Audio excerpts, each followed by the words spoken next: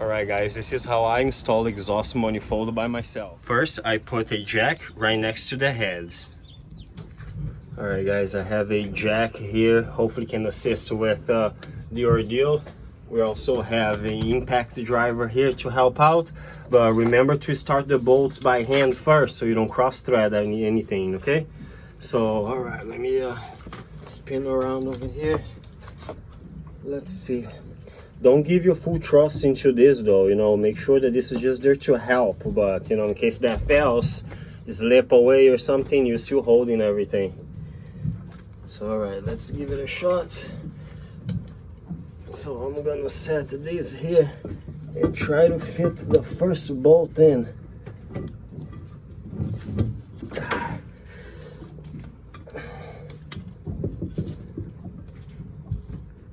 Alright, where's my driver?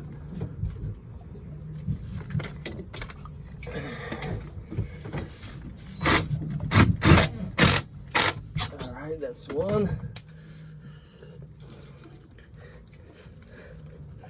Alright, from this point on, I'll take it from here. Alright, we're looking good, guys. Looking good. See, that wasn't too hard.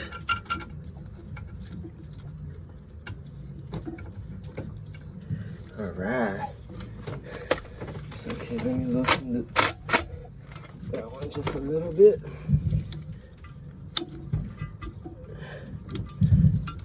Oh, well, hold on, my ammo.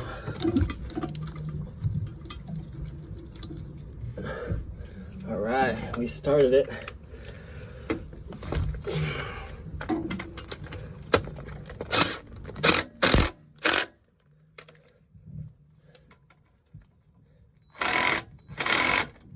Alright, and that's how we do it. Now we just put the remaining bolts and we're done.